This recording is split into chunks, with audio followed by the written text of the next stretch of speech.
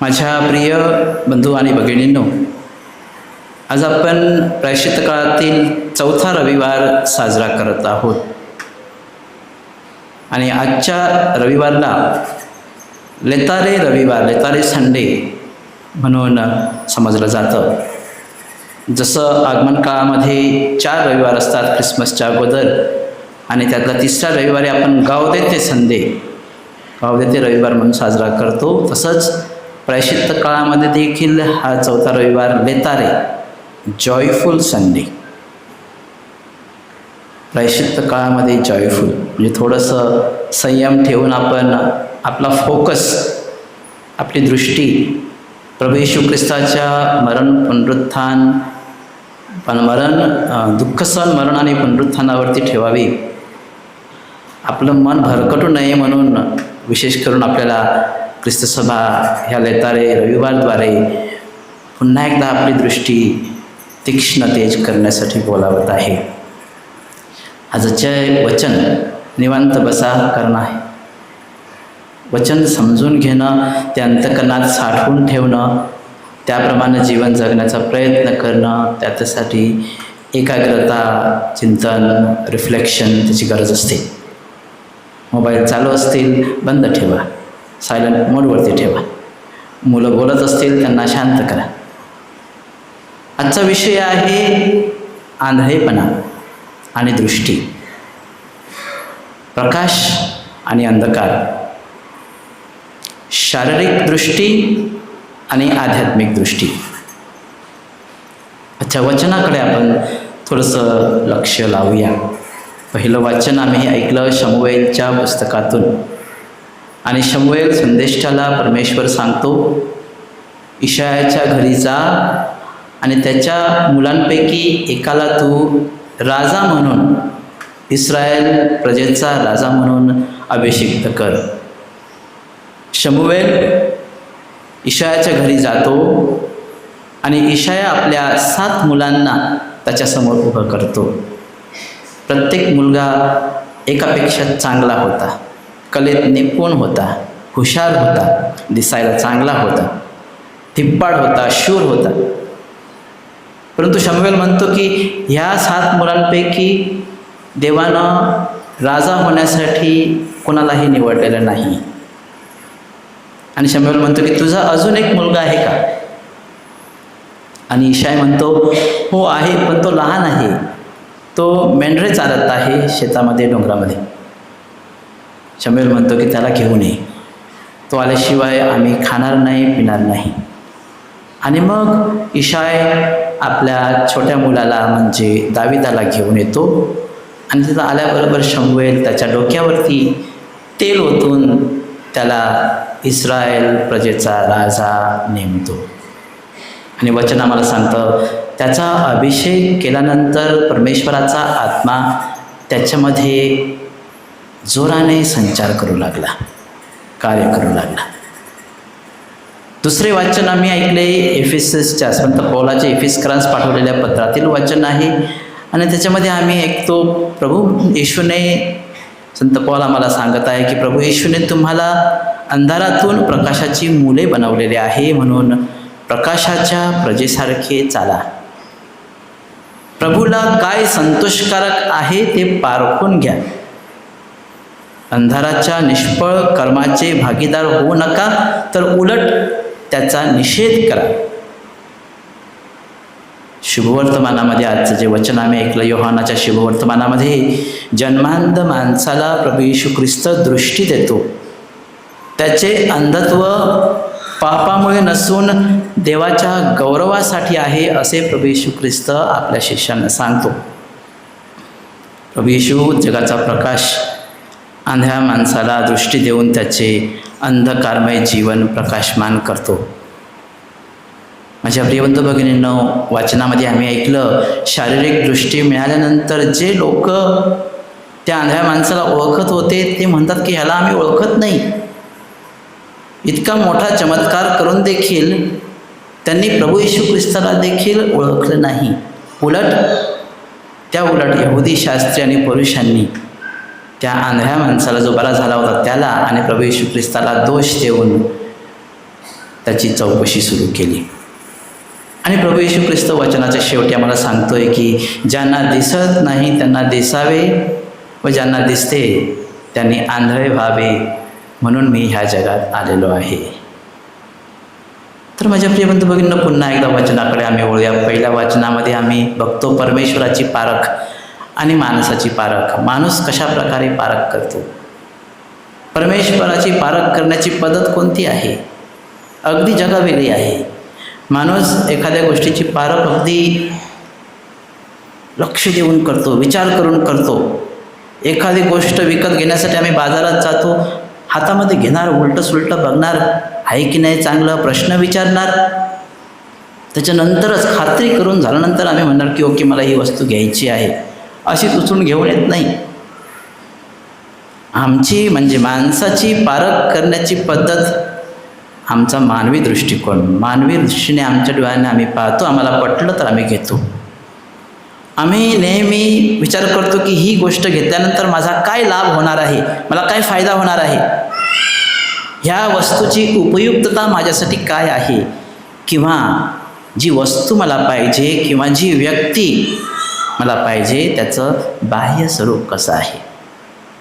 अगदी अशा प्रकारेच आम्ही एखाद्या वस्तूची किंवा लग्न प्रसंगाच्या वेळेला एखाद्या व्यक्तीची आम्ही पारख करत असतो. आईवडील, तुमची मुलं मोठी झाली की त्यांना मोठी चिंता असते, मुलाला चांगली मुलगी मिळावी, मुलीला चांगला मुलगा मिळावा. आणि नातं आलं की जाऊन आपण त्यांच्या घरी बसणार, चौकशी करणार, मुलगा कसा आहे, मुलगा दिसायला सुंदर आहे का, मुलाचं इंजिनिअरिंग झालेलं आहे का, क्लास 1 अधिकारी आहे का, बोटीवरती कामाला आहे का, वगैरे वगैरे वगैरे. त्याच्यानंतर पुढचा प्रश्न काय विचारणार, घर आहे का, राहायला बंगला आहे का, घरासमोर 4 चाकाची गाडी आहे का, बँक बॅलन्स किती आहे. आणि हे झालं मानवी पारख करण्याची पद्धत, आणि ती चुकीची नाही. तुम्ही मला चुकीचं समजू नका फादर, मग आम्ही काय आमच्या मुलीचा हात कोणाच्या हातात द्यायचा, आमच्या घरात कोणतीही मुलगी आणायची, चौकशी करायची नाही का. पण सांगण्याचा उद्देश ही मानवी पारख करण्याची पद्धत. आम्ही बाह्य स्वरूप बघतो, उपयुक्तता बघतो, लाभ बघतो. परमेश्वर जेव्हा एखाद्या व्यक्तीला निवडतो तेव्हा तो दुबळ्या व्यक्तीला का नाही, पण त्या व्यक्तीला निवडून तो सबळ बनवतो. इंग्रजीमध्ये म्हण आहे, God does not choose qualified. जे हुशार आहेत, जे एकदम परफेक्ट आहेत, तशा लोकांची देवाला गरज नाही. जे नम्र आहेत, शांत आहेत, ऐकणारे आहेत, अशा लोकांना निवडून परमेश्वर त्याचे कार्य करण्यासाठी त्यांना सबळ बनवत असतो. आणि बायबलमध्ये जुन्या करारापासून नव्या करारामध्ये आपण कितीतरी उदाहरणं बघतो अशा प्रकारची, कशा प्रकारे परमेश्वरानं कुणाकुणाला निवडलं. अब्राहमापासून, मोशेपासून, दाविदापासून अनेक उदाहरणं आपल्या डोळ्यासमोर आहेत. परमेश्वराची निवड करण्याची पद्धत वेगळी असते. माझ्या प्रिय बंधू भगिनींनो, पुढं जाऊन संत पौल आम्हाला सांगत आहे, आम्ही प्रकाशाची मुले व्हायला शिकलं पाहिजे.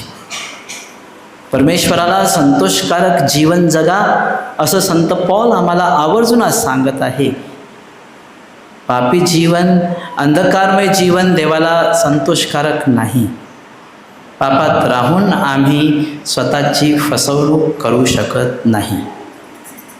जेव्हा आम्ही स्वतःला आरशामध्ये बघतो तेव्हा त्या आरशातला माणूस मात्र आम्हाला सांगेल आम्ही कोण आहोत, आम्ही कसे आहोत. जगाने आम्हाला वरती डोंगरावर चढून ठेवलं, झाडावर चढून ठेवलं, परंतु त्या आरशातला माणूस आम्हाला जर का बोट दाखवून दोष देत असेल की तू असा आहेस, तू अशी आहेस, तर जगाचा न्याय काही उपयोगाचा नाही, कारण तुम्हीच तुम्हाला स्वतःला दोष देणार.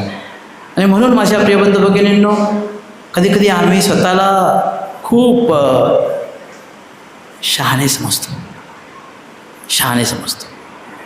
स्वतःचं अंधकारमय जीवन लपवून दुसऱ्यांच्या जीवनाविषयी चौकात चर्चा करण्याची आम्हाला सवय आहे आणि आम्हाला ते योग्य वाटतं. आम्ही जे काही करतो ते चांगलं आहे, योग्य आहे, काही प्रॉब्लेम नाही. आमच्या वैवाहिक जीवनामध्ये ज्या पुरुषाबरोबर, स्त्रीबरोबर माझं लग्न झालेलं आहे त्यांना सोडून इतर व्यक्तीशी, इतर स्त्रीशी किंवा पुरुषाशी संबंध ठेवणे हे पाप आहे, मला माहिती आहे, तरी मी त्या पापात पडणार आणि त्याच्याबद्दल मला काहीही वाटणार नाही. मला माहिती आहे आमच्या कुटुंबामध्ये दररोज प्रार्थना होत नाही. मला माहिती आहे की आमच्या कुटुंबाला एकत्र ठेवण्यासाठी, आमच्या समस्या सोडविण्यासाठी आम्हाला प्रार्थनेची गरज आहे, परंतु मी ते करणार नाही. कारण ते आमच्या सद्सद्विवेकेला, बुद्धीला पटते, परंतु ते कृतीत उतरण्याचे धाडस आणि ताकद आमच्यामध्ये नाही. मला कळतंय माझ्या व्यसनांचा परिणाम माझ्या कुटुंबावरती, माझ्या मुलांवरती होतोय, समाजावरती होतोय, परंतु ते माझी सोडण्याची तयारी नाही. मी त्या अंधारातच चाचपडत जीवन जगणार. मला माहिती आहे उधार घेण्याची मला सवय, याच्याकडून घ्यायचं त्याला द्यायचं, त्याच्याकडून घ्यायचं त्याला द्यायचं, आयुष्यभर कर्ज फेडत राहायचं. मला माहिती आहे चुकीचं आहे, तरी मी ते करत राहणार.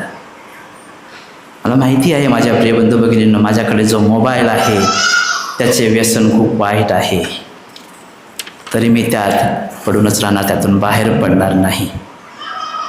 माझ्या प्रिय बंधू भगिनींनो, आम्हाला प्रकाश आवडतो, परंतु आम्हाला अंधारात जीवन जगण्याची सवय झालेली आहे. आम्ही कम्फर्टेबल आहोत पापामध्ये जीवन जगण्यासाठी. अशा प्रकारचे जीवन जगणे म्हणजे दृष्टी असूनही आंधळ्यासारखे नुसते डोळे बंद करून ह्या जगात चाचपडत राहणे. पापी अंधकारमय जीवन जगून आपण, माझ्या प्रिय बंधू भगिनींनो, तुम्ही आणि मी तारणाची अपेक्षा नाही करू शकत देवाकडून.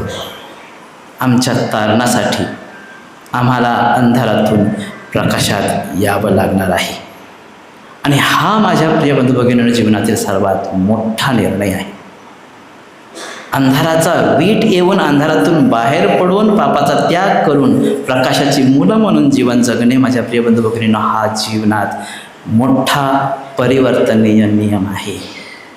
तेच आपलं जीवन बदलू शकतं आणि आपल्याला परिपूर्ण जीवन जगण्यासाठी आशीर्वादित करू शकतं.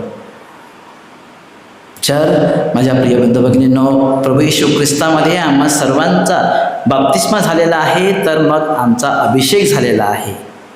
आणि आमचा अभिषेक झालेला तर पवित्र आत्मा आमच्यावरती आहे. परंतु जर का आम्ही तसे आहोत, प्रकाशाची मुलं आहोत, तर जसा कुत्रा केलेल्या उलटीकडे परत परत जातो तसे आम्ही नसावे. तर प्रकाशाची मुले म्हणून देवाला संतोषकारक जीवन जगण्याचा आम्ही ह्या जगामध्ये प्रयत्न केला पाहिजे. पाप लपवणे हे आंधळेपणाचे लक्षण आहे, पण पापाचा त्याग करणे, पाप सोडून देणे म्हणजेच प्रकाशाची लेकरे होणे आहे. शुभवर्तमानामध्ये योहान आम्हाला सांगत आहे, प्रभू येशू त्या माणसाकडे जाऊन त्याला दृष्टी देतो. आजच्या शुभवर्तमानात पाहिलं. इतर चमत्कार आम्ही पाहिलेले आहेत, त्याच्याकडे लोक येतात. दाविदाच्या पुत्रा मजवर दया कर, मला बरं कर. 14 वर्ष आजारी असलेली स्त्री प्रभू येशू ख्रिस्ताकडे जाऊन त्याच्या गुंड्याला स्पर्श करते, बरी होते. परंतु आज आम्ही वेगळाच चमत्कार पाहिलेला आहे. प्रभू येशू ख्रिस्त माणसाकडे जातो. त्याला माहिती आहे माझ्या प्रिय बंधू भगिनींनो, त्याच्याकडे जातो कारण देवाचं त्याच्याकडे प्रेम होतं, त्याच्यावरती प्रेम होतं. सगळ्या लोकांमध्ये त्याची नजर त्या आंधळ्या माणसाकडे गेली. आणि म्हणून माझ्या प्रिय बंधू भगिनींनो, त्याचं त्या माणसावरती जसं प्रेम होतं तसंच परमेश्वराचं आम्हा प्रत्येकावरती जीवापाड प्रेम आहे. आमचे अंधकारमय जीवन त्याला देखील ठाऊक आहे. आमची दृष्टी, आमचे अंतःकरण स्वच्छ करण्यासाठी तो चिखलाने आमचे अंतःकरण, आमचे डोळे घासून साफ करू इच्छितो. आम्हाला धुवून काढू इच्छितो. आमचे जीवन प्रकाशमान करू इच्छितो. प्रिय बंधू भगिनींनो, आमचे डोळे आमच्या अंतःकरणाच्या खिडक्या आहेत. आमच्या अंतःकरणामध्ये चांगलं डोळ्याद्वारे जातं, आमच्या अंतःकरणात वाईट देखील डोळ्यातूनच जातं. आमचे डोळे, आमची दृष्टी ही देवाची आम्हाला मिळालेली अनमोल देणगी आहे. आंधळ्या व्यक्तींना सौंदर्याची किंवा प्रकाशाची ते कल्पनाच करू शकत नाही. त्यांना माहिती नाही प्रकाश काय आहे आणि सौंदर्य काय, त्यांना दृष्टीच नाही. माझ्या प्रिय बंधू भगिनींनो, जीवन सुंदर आहे, हे जग सुंदर आहे. आम्हाला माहीत आहे, कारण आमच्या डोळ्यांनी आम्हाला दिसतं. माझ्या प्रिय बंधू भगिनींनो, आमचे डोळे किती मौल्यवान आहेत तुम्हाला माहिती आहे. तुमच्याकडे प्रत्येकाकडे मोबाईल आहे. त्या प्रत्येक मोबाईलमध्ये कॅमेरा आहे. ओके, तर साहिल, तुझ्या मोबाईलमध्ये कॅमेरा आहे? किती मेगापिक्सेलचा कॅमेरा आहे तुझ्याकडे? किती? जोरात बोल, सगळ्यांना ऐकायला येऊ दे. 40 मेगापिक्सेलचा कॅमेरा आहे. म्हणजे खूप चांगला आहे, नाही का? तुमचे डोळ्यामध्ये तुमचे डोळे म्हणजे तुमचा जो कॅमेरा आहे एक प्रकारचा, तो किती मेगापिक्सेलचा आहे माहिती आहे तुम्हाला? आम्हाला माहिती नाही, कारण आम्ही विचार करत नाही. सकाळी उठतो, डोळे उघडतो, संध्याकाळी झोपतो, डोळे बंद करतो.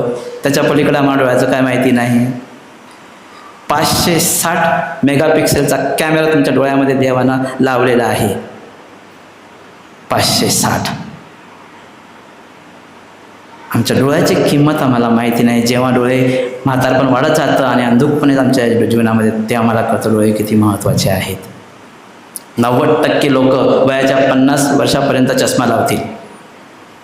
50 वर्षानंतर तुम्हाला चष्म्याची गरज नाही, म्हणजे खरोखर तुमचे डोळे अतिशय चांगले आहेत, खूप चांगले आहेत. तर माझ्या प्रिय बंधू भगिनी, हे जग, निसर्ग इतका सुंदर, ते आम्ही आमच्या डोळ्यांनी पाहतो, तर मग परमेश्वर किती चांगला आहे ह्याची आम्हाला जाणीव आहे का? त्याची आठवण आम्ही करतो का, की देवानं आम्हाला हे दिलेलं आहे, किती सुंदर असेल, किती महान आहे परमेश्वर.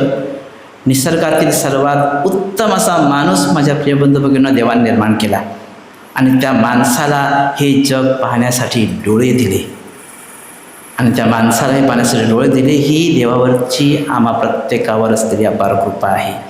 ह्याची आम्हाला जाणीव आहे का? ह्या जगात आंधळे लोक आहेत माझ्या प्रिय बंधू भगिनींनो, एका डोळ्याने, काही दोन्ही डोळ्याने, जन्मापासून. अशा लोकांची आम्हाला कधी आठवण येते का? काही दिवसाअगोदर माझ्याकडे एक आपल्या धर्मग्रामातील बाई आली आणि ती म्हटली की फादर, मला काहीतरी डोनेट करायचं आहे. तर काय डोनेट करायचं आहे? म्हणजे कुणी तुमच्या नजरेत किंवा तुम्हाला ओळख असेल, कुणी आंधळं असेल, ज्यांना दिसत नाही, पण त्यांना बायबल वाचायची इच्छा आहे. ब्रेल लिपी आहे, ती आंधळ्या लोकांसाठी असते. ते मोठं बायबल असतं, त्यांची लिपी वेगळी असते, भाषा वेगळी असते. तर म्हणे मला जी इच्छा आहे की आंधळ्या माणसाला बायबल वाचता यावं, म्हणून मी एक बायबल डोनेट करू इच्छितो. किती चांगला विचार, किती चांगला विचार, की ज्यांना देवाचा शब्द ते फक्त ऐकू शकतात, त्यांना वाचण्याची सुद्धा संधी. असा विचार आम्ही कधी कुणाचा करतो का? माझ्या प्रिय बंधू भगिनींनो, डोळ्याचे सौंदर्य आपल्या डोळ्यात लावलेल्या काजळात किंवा मेकअपमध्ये नसते, त्याच्या दृष्टीत असते. आपण जेव्हा अतिशय दुःखी होतो ना, किंवा अतिशय आनंद होतो, तेव्हा आपल्या डोळ्यातून अश्रूच्या धारा वाहू लागतात. डोळ्याचा विचार केला की आम्हाला अनेक आमच्या जीवनात महत्त्वाच्या ज्या व्यक्ती येऊन गेलेल्या आहेत त्यांची आठवण येते, आईवडिलांची आठवण येते, कारण त्यांच्या डोळ्यामध्ये आमच्याविषयी असलेलं प्रेम आम्ही लहानपणापासून पाहिलेलं आहे, त्यांचे त्याग पाहिलेले, त्यांचे अश्रू पाहिलेले आहेत. डोळ्याकडे पाहिलं, डोळ्याचा विचार केला की आमच्या प्रियकराची, प्रेयसीची आठवण येते, कारण त्यांच्यामध्ये आम्ही परमेश्वर पाहिलेलं आहे, प्रेम पाहिलेलं आहे. आमच्या मुलांची आठवण येते डोळ्याकडे पाहिलं की, मित्रांची आठवण येते, आणि कधीकधी डोळ्याकडे पाहिलं की शत्रूंची देखील आठवण येते. डोळ्यांना माझ्या प्रिय बंधू भगिनींनो वैवाहिक जीवनामध्ये एक सुंदर असं उपमा दिलेली आहे. वैवाहिक जीवनामध्ये पती पत्नीचं जीवन 2 डोळ्यांसारखं असलं पाहिजे, एका डोळ्यासारखं नाही, 2 डोळ्यांसारखं. आपले 2 डोळे कसे असतात? सदैव एकत्र असतात, साथ सोडत नाही, एकत्र उघडतात, एकत्र बंद होतात. एक डोळा बंद करून एक डोळा उघडा ठेवण्याचा प्रयत्न करा. नाही, एकत्र उघडतात, एकत्र बंद होतात, एकाच दिशेने पाहतात. एक या दिशेनं तर दुसऱ्या दिशेनं नाही. लुकिंग लंडन, टॉकिंग टोकियो, काय असं काहीतरी म्हणतात ना, काहीतरी एका दिशेने बघतो आणि दुसऱ्या दिशेने चालतो, असं काहीतरी आहेत ना, काही लोकांच्या डोळ्यामध्ये होतं असं.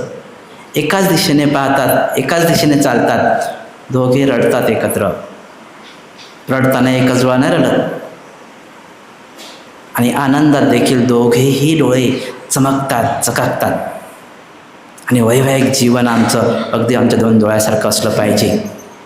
माझ्या प्रियबद्ध भगिनींनो, आम्हाला देवाने दृष्टी दिलेली आहे, डोळे दिलेले आहेत. ह्या डोळ्यांची आम्ही किती काळजी घेतो. डोळे असूनही माझ्या डोळ्यांना कधी कधी गरीब दिनदुबळे दिसत नाहीत. माझ्या भावाला, माझ्या बहिणीला मी ओळखत नाही. मोबाईलच्या आहारी जाऊन मी माझे डोळे भ्रष्ट केले आहेत. माझ्या डोळ्यांवर वासनांचा ताबा आहे. वयानुसार माझी दृष्टी अंधुक झाली असेल तर मला डोळ्याची किंमत कळते. तर मग माझ्या प्रियबंधू भगिनींनो, प्रभू येशू आज तुमच्याजवळ येऊन तुम्हाला बरं करून दैवी दृष्टी देऊ इच्छितो. परमेश्वराची पारख आणि माणसाची पारख, आम्ही देखील देवासारखं इतरांकडे, जगाकडे पाहायला शिकायला पाहिजे. आणि म्हणून माझ्या प्रियबंधू भगिनींनो, आजच्या या पवित्र मिसाबलीमध्ये भाग घेत असताना दैवी दृष्टीचा आविष्कार आम्हा सर्वांना लाभावा. प्रकाशाची मुले होऊन देवाला संतोषकारक जीवन आम्ही जगावे व परमेश्वरासारखी पारख करण्यासाठी देवाने आमचे डोळे आशीर्वादित करून आम्हाला आमच्या डोळ्यांच्या सर्व पापापासून मुक्त करावे. म्हणून या पवित्र मिसाबलीमध्ये स्वतःसाठी आणि एकमेकांसाठी प्रार्थना करूया.